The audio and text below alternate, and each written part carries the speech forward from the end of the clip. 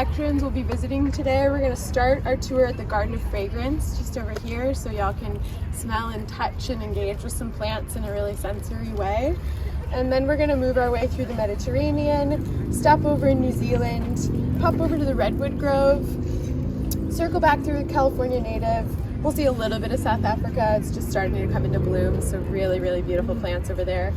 And then we'll finish our tour in temperate Asia before we make our way back to the main gate. Does anybody know what this plant is? Rosemary? Yeah, good eye. This is rosemary. So one reason a plant would smell is to bring in pollinators, right? We were just talking about the beetles and that magnolia smell that we get.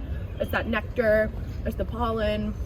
It's got kind of a floral smell, a fruity smell sometimes, almost a rotting smell with some flowers. That's all meant to draw in insects, right? But there's also a second reason, and it's the exact opposite. So some plants smell to deter pests.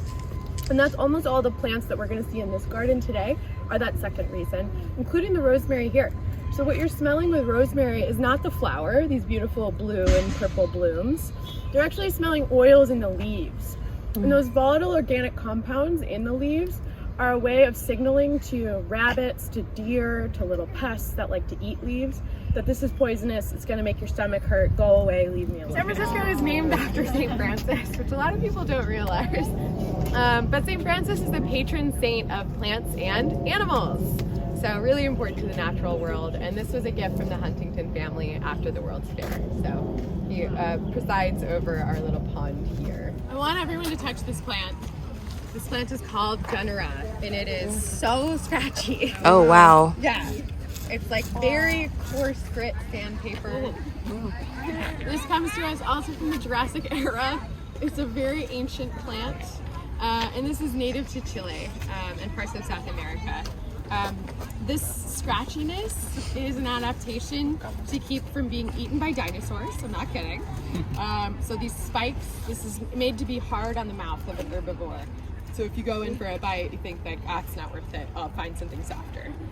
You can also look underneath the leaves, see these gnarly spikes.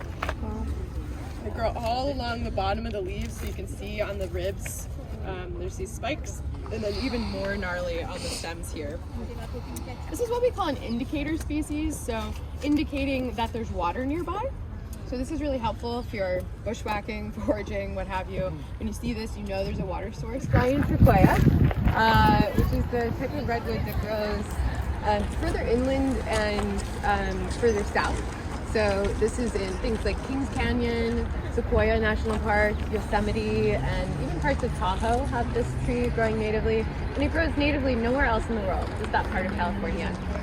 This is the largest largest above ground plant by by biomass. So largest meaning like the most mass, versus the coastal redwood, which is over in the grove over there. You think like Muir Woods. Those are the tallest plant in the world.